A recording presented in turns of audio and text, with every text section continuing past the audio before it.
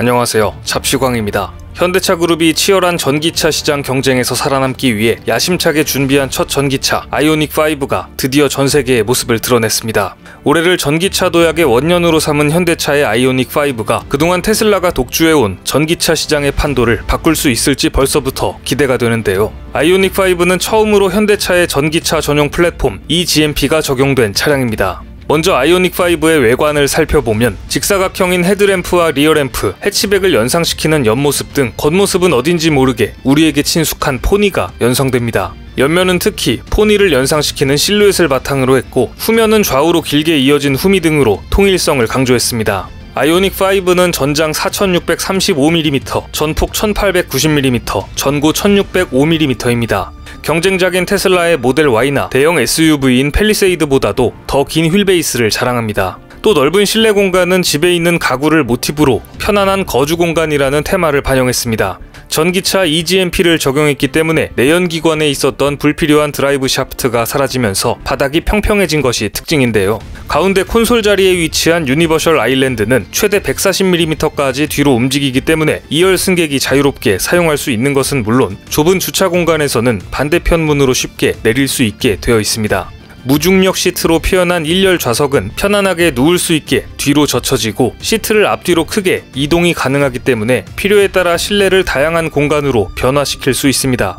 실내 디스플레이는 12인치 클러스터와 12인치 인포테인먼트 시스템 화면을 하나로 유리로 덮어 일체화하였습니다. 현대차가 아이오닉5의 실내에 상당한 공을 들인 것으로 보이는데요. 하지만 전기차 아이오닉5의 최대 강점은 충전 부분에서 나타납니다. 전기차들은 충전하는데 급속 충전기 기준으로 통상 30분에서 1시간 정도의 시간이 소요됩니다. 그런데 아이오닉5는 세계 최초로 멀티 급속 충전 시스템도 적용해 350kW급 초급속 충전 시 18분 이내에 배터리 용량의 80% 충전이 가능하고 5분만 충전해도 최대 100km 주행이 가능하다는 장점을 가지고 있습니다. 25일부터 국내 사전 계약을 시작한 아이오닉5는 익스클루시브 트림 기준 5천만원대 초반으로 최대 300만원의 개소세 혜택과 구매 보조금, 서울시 기준 1200만원을 반영하면 3천만원대 후반의 금액으로 구매할 수 있을 것으로 보입니다. 이 정도 성능에 이 정도 가격 경쟁력이면 경쟁 모델인 테슬라의 모델 Y를 충분히 긴장시킬 수 있을 것으로 보이는데요. 테슬라가 단차와 유격 등 마감 논란으로 시끄러운 만큼 현대차가 이 부분을 중점적으로 잡아낸다면 충분히 경쟁력이 있어 보입니다. 현대차뿐만 아니라 전 세계 많은 자동차 기업들이 올해와 내년에 다양한 전기차 모델을 쏟아낼 계획입니다. 그런데 갑자기 중국의 샤오미도 전기차 시장에 뛰어든다는 소식이 나왔는데요. 중국 주요 언론은 샤오미의 창업자 레이준이 전기차 관련 평가와 연구를 지속해왔다라는 사실을 연이어 보도했습니다. 샤오미는 지난 2018년부터 전기차 사업을 내부적으로 준비 중이라고 밝힌 바 있습니다. 2020년 말 중국에서는 샤오미가 젊은 층을 대상으로 약 1,400만원짜리 가성비 전기차를 출시한다는 소식으로 떠들썩하기도 했는데요. 하지만 예상대로 그 사실은 모두 허구였고 이번 보도에 관해서도 샤오미가 증권당국에 제출한 자료를 보면 전기차 생산 검토와 관련해 공식 프로젝트를 시작하지 않았다고 부인하고 있습니다. 다만 관련 추세를 검토는 하고 있으며 전기차 비즈니스에 관심이 있다고는 언급했습니다. 이번 보도는 단순 해프닝으로 끝났지만 샤오미는 이미 834건의 자동차 관련 특허를 보유하고 있어서 향후 BYD 등 중국 내 전기차 업체와의 협업을 통해 전기차가 개발될 가능성도 점쳐지긴 합니다. 개인적인 생각이지만 1,400만원짜리 중국산 샤오미 전기차라면 보조 배터리로 전기차를 만들려고 한 게 아닌지 의심스러운데요. 그런 차량에 저와 제 가족들의 목숨을 맡기지는 못할 것 같습니다. 또 비슷한 시기 공개된 2021 혼다 어코드 차량도 최근 온라인에서 화제가 되고 있습니다. 혼다 어코드는 올해 페이스리프트, 즉 부분 변경이 되어 출시가 되었는데 특히 실내 디자인은 현대차와 동시대에 굴러다니는 차가 맞나 싶을 정도로 올드한 모습을 보여주고 있습니다. 이처럼 한국, 일본의 기술 격차는 이제 쉽게 구분이 갈 정도로 벌어졌습니다. 하지만 일본은 아직도 본인들의 이미지 센서 기술 및 하이브리드 기술이 최고라며 자화자찬하고 있는데요. 혼다 코리아는 지난달 혼다 최초 하이브리드 SUV인 뉴 CR-V 하이브리드와 세단인 뉴 어코드 하이브리드를 출시했습니다.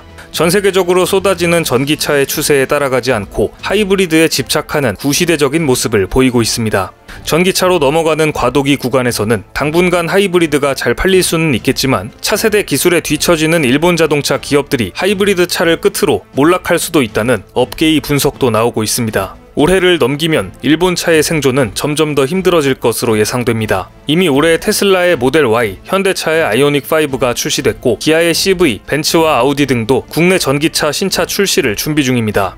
올해 전기차 충전소가 빠르게 구축되고 나면 충전 편의성이 좋은 하이브리드 차의 장점도 사라질 것으로 보입니다. 게다가 일본차는 국내 시장에서 계속되고 있는 불매 운동으로 큰 타격을 입으면서 올해도 최악의 성적을 거둘 것으로 전망됩니다. 자동차뿐만 아니라 스마트폰에서도 일본 기업들의 뒤처짐은 뚜렷합니다. 이번에 소니가 신제품 스마트폰으로 엑스페리아 프로를 공개했습니다. 소니는 이 스마트폰의 특징을 소니의 카메라와 연동이 되고 5G로 실시간 스트리밍이 가능하다고 자랑합니다. 소니 카메라와 연동이라니 현 시대에 이런 것들을 장점으로 내세우고 있다는 것이 정말 이해가 가지 않는 부분입니다. 그리고 또 하나의 특징이 있습니다.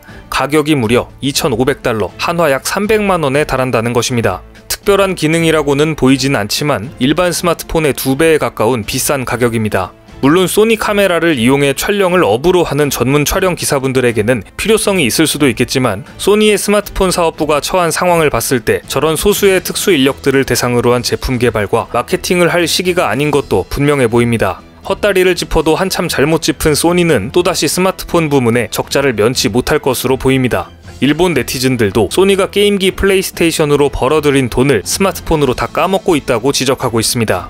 소니는 전 세계적으로 확산하고 있는 폴더블 폰 분야에서도 전혀 참여하지 못하고 있습니다. 삼성전자를 비롯해 화웨이, 모토로라, 로열 등에서도 폴더블 폰을 출시했지만 일본은 여전히 예전 스마트폰 기술에 머무르고 있습니다.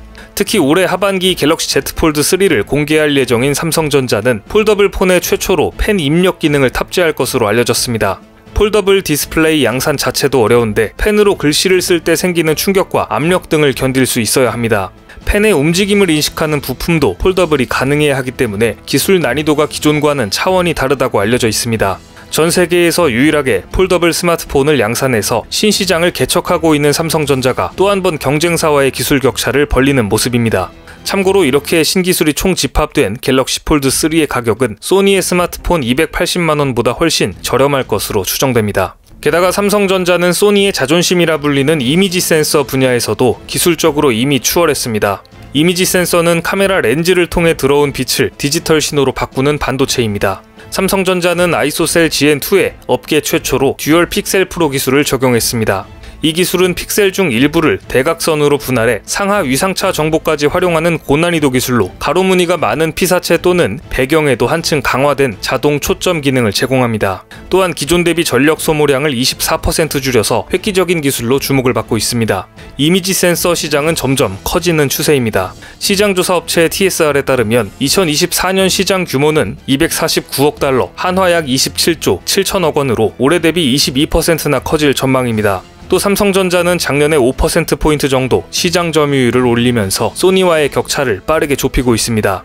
기술적으로는 이미 추월을 했고 생산 라인도 적극 증설하고 있기 때문에 삼성전자가 소니의 자존심을 짓밟을 날도 시간 문제로 보입니다. 아이오닉5와 갤럭시 Z 폴드 3의 출시 소식으로 또다시 전세계의 한국산 제품 붐이 일 것으로 보이는데요. 이 기회를 바탕으로 중국과 일본을 완전히 제압해서 한국이 차세대 자동차, 스마트폰 시장을 장악하길 기대해보겠습니다. 오늘 준비한 소식은 여기까지입니다. 댓글을 통한 여러분들의 많은 의견 기다리겠습니다. 많은 분들의 생각이 모였을 때 진정 가치 있는 지식이 완성될 것입니다. 시청해주셔서 감사합니다.